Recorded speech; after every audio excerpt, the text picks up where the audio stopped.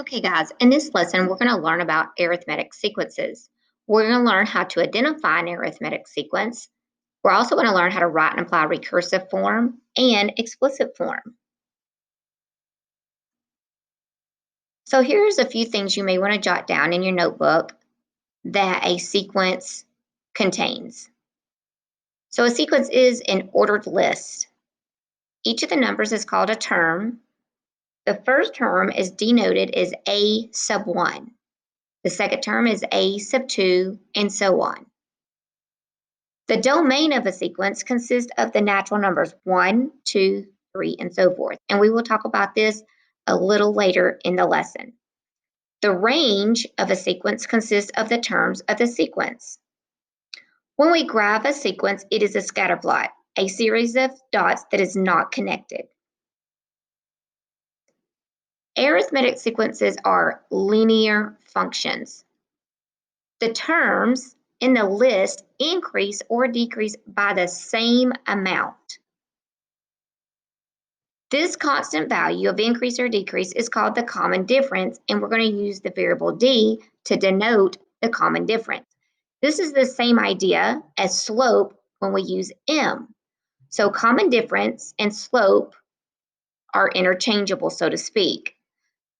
Because there's a constant difference between each term, arithmetic sequences are linear because they go up at the same rate or down at the same rate. This is what makes them linear functions. And again, remember, when we graph these, we graph them as scatter plots. We do not connect the points because there are no terms in between the given terms of the sequence. And this will make more sense later in the lesson. Now let's look at the new notation for sequences. Instead of x, which is usually our input, we're going to use the variable n.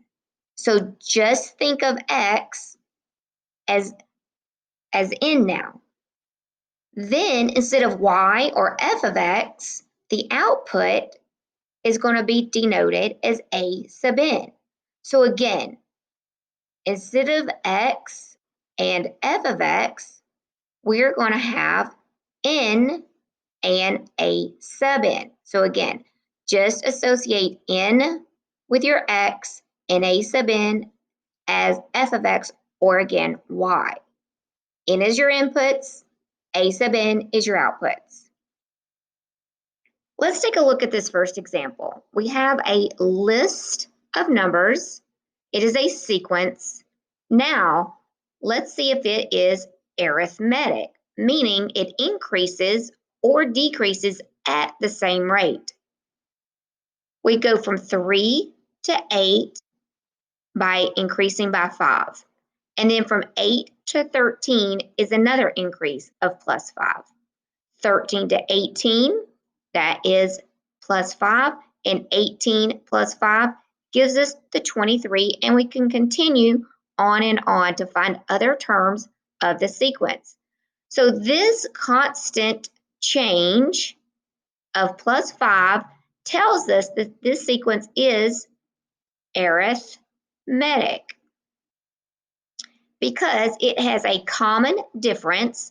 There's a common number that increases our sequence, and that common difference, d, is 5.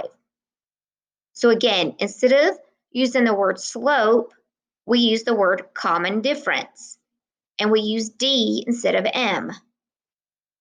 Now let's take a look at our sequence, and let's answer this question. What position is the 3 in? The 3 is in the first spot of my sequence. What position is the 8 in? It's in the second spot. 13 is our third number. 18 is our fourth number of our sequence. And 23 is our fifth. And we could continue on and on.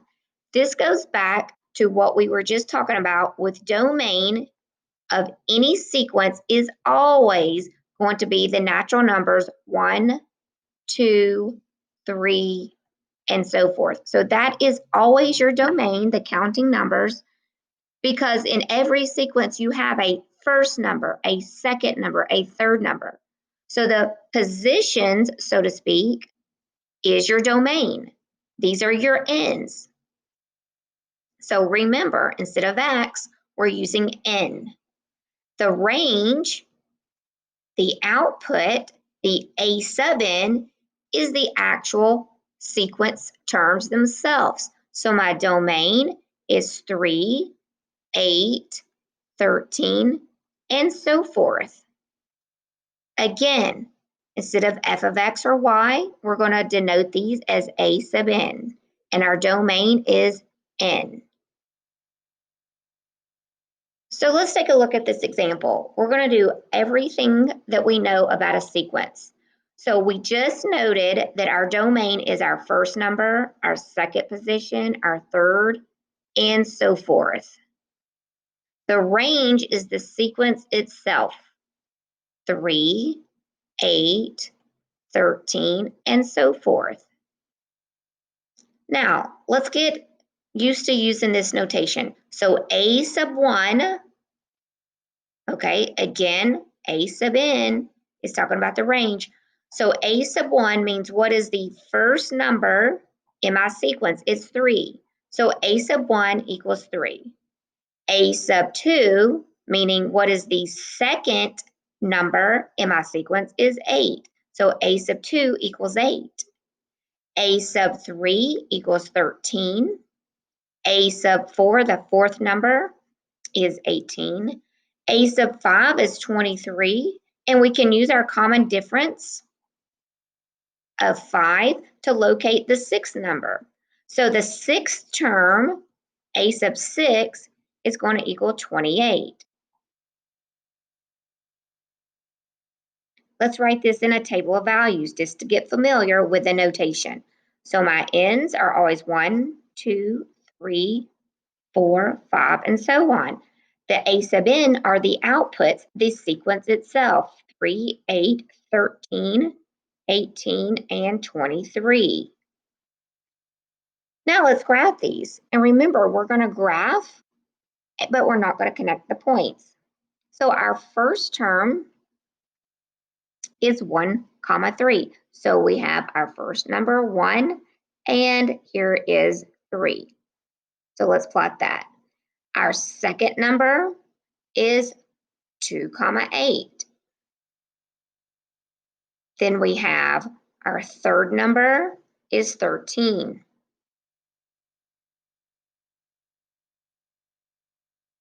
Our fourth number is 18.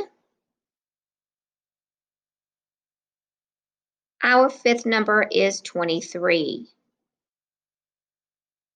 And again, we are not going to connect the dots.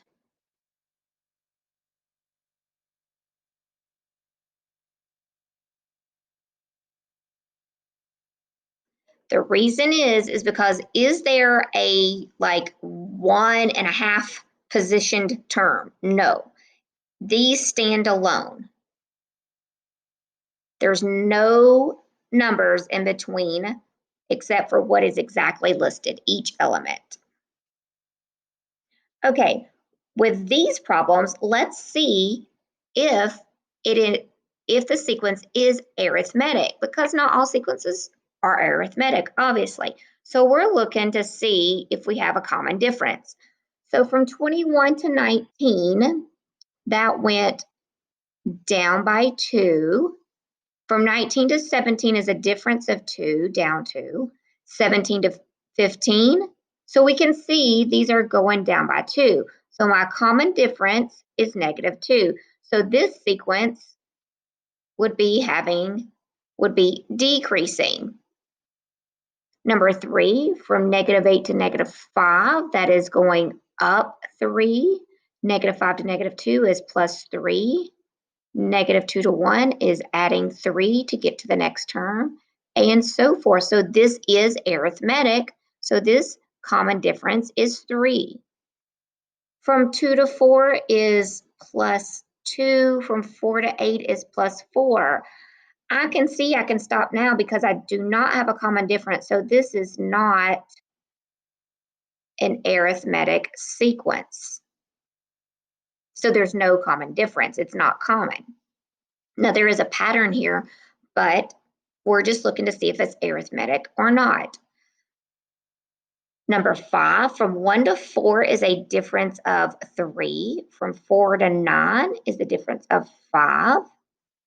So I can stop here because there's no common difference. So this is not an arithmetic sequence. Okay, from -8 to -10.5, that's going down 2.5. From -10.5 to 13, that is going down 2.5. If I were to add those, I do get 13.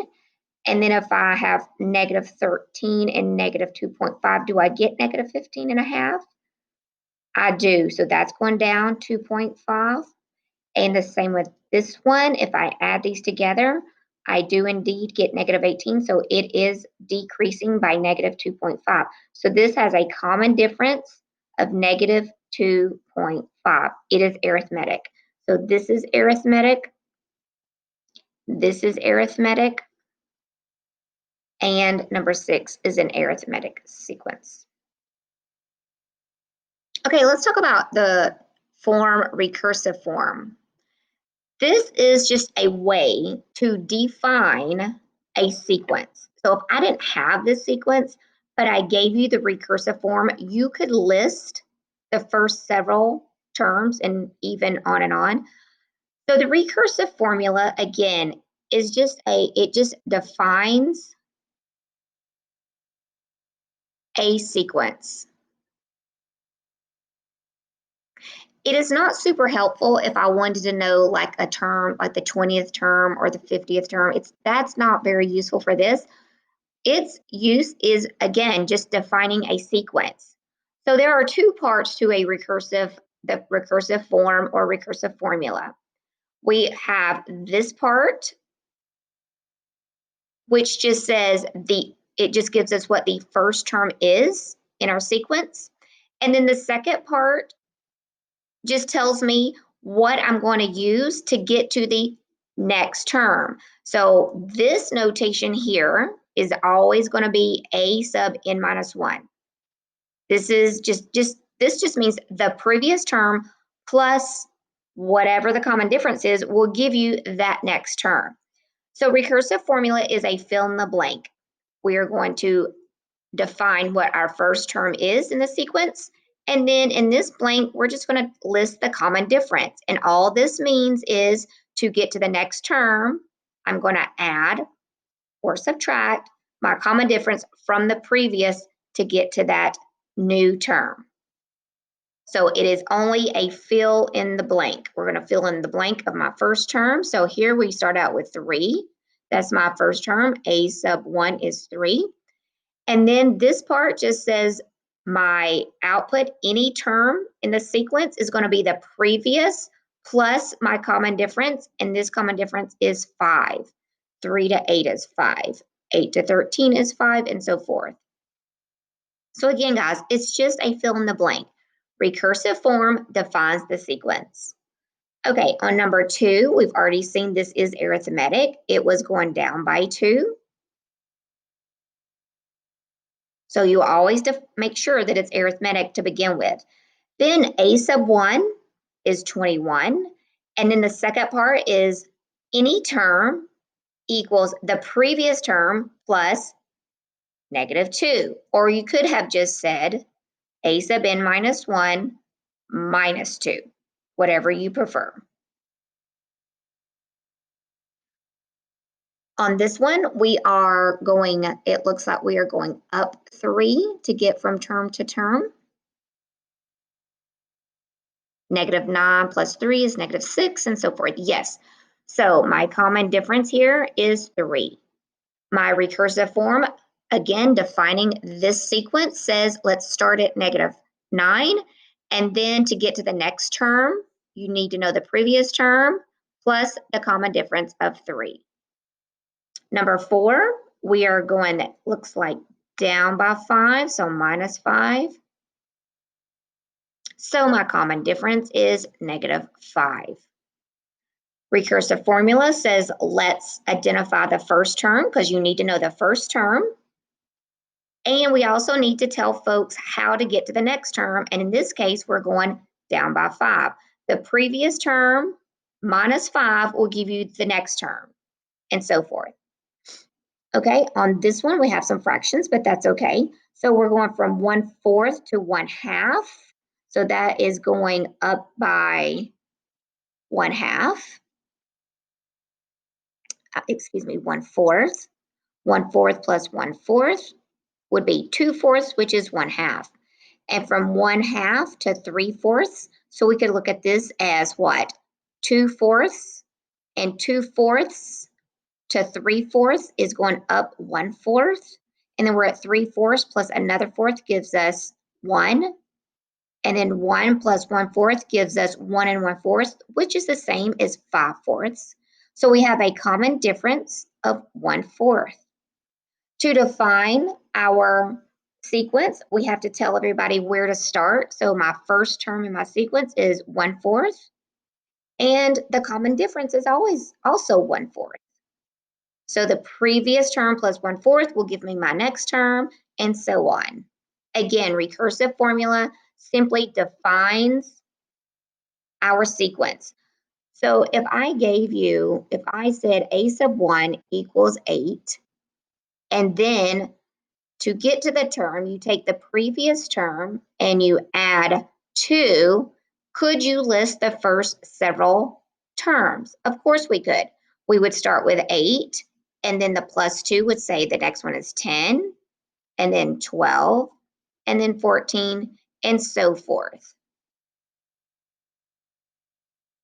Okay, explicit formula is the one that we're going to use when we want to find like a term way down the list of the sequence.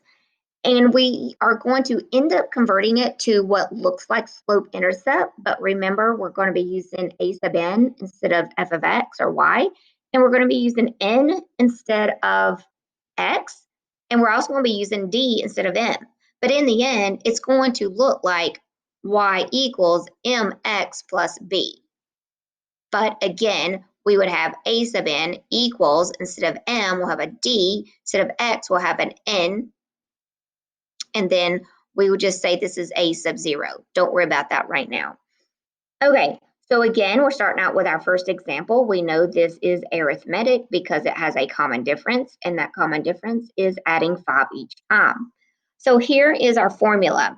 And again, it's sort of a fill in the blank, and it's just one equation. So we have, excuse me, a sub n. This just means any term in my sequence.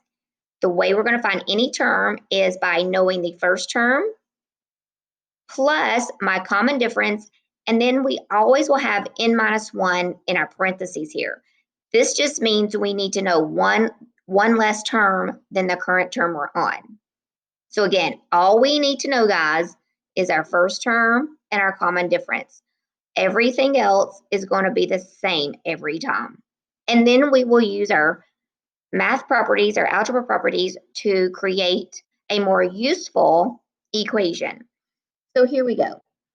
So explicit form. A sub n, my output, my sequence term, any sequence term I want, is equal to my first term, 3, plus my common difference of 5 times n minus 1. Now, we are going to simplify this. So I am going to first distribute my 5. I am going to collect like terms. And for me, I like to put this 5 in first, but some folks with explicit form puts it at the end, but I just like it to look more like the slope intercept form that we are used to. So things I'm familiar with is what I kind of go back to. And then I combine these, and here is my explicit form. So my a sub n, my output, my sequence, the way I can find a specific term in my sequence is multiplying it by whatever position I'm looking for, n, multiplying it by 5, and then subtracting 2. So for example, if I wanted to find the 20th term, I am going to have a sub 20. The 20th term is 5 times that 20th position minus 2. 5 times 20 is 100 minus 2 gives us a sequence term of 98. So instead of saying plus 5, plus 5, plus 5, like 20 times to reach this number, we can use this user-friendly equation. I could find any term of my sequence by using this equation. This is the explicit form. Okay, let's try these out. So we knew this was arithmetic because it was decreasing by 2. It has a common difference of -2. My explicit form says the output, the term in my sequence, is equal to my first term plus the common difference times n minus 1. Now let's do our math. I'm going to erase that because I like to just write subtract, not plus and negative, just my preference. So that's going to be minus 2n and then plus 2. So this gives me an explicit formula of negative 2n, 21 plus 2 is 23. If I am asked to find the 10th term, instead of going minus 2, I can plug in into this form, explicit form. So negative 2, I want to know the 10th position. Remember, n, you're also known as like x, your input is the position number. So if I want the 10th term, I plug that in for n. I get negative 20 plus 23, and the 10th term is going to be 3. Okay, next we have a common difference of plus 3, plus 3, plus 3, and so forth. So explicit formula says we need to know my first term plus the common difference times n minus 1. Let's distribute the common difference and combine. Negative 9 and negative 3 is negative 12. I want to know the 12th term of my sequence. So I'm going to replace n with the 12th position and then minus 12. So 3 times 12 is 36 minus 12, and the 12th term is going to be 24. So a sub 12 equals 24. Okay, here we have the one that was going down by 5 each time, so my common difference is minus 5. Recursive formula says I need to know my first term and my common difference times n minus 1. I'm going to come up here, guys, and work this out. So a sub n is going to be 0. Do we really need to write that? I don't think so. So I just need to distribute negative 5n plus 5. A negative times a negative is positive. I don't need to combine like terms because the other term was 0. Now let's plug in. I want to know the 25th term. So for n, I'm going to put the position number I'm looking for. We have a negative times a positive. That's negative 125 plus 5. And the 25th term is negative 120. So that is so much easier than saying minus 5, minus 5, minus 5.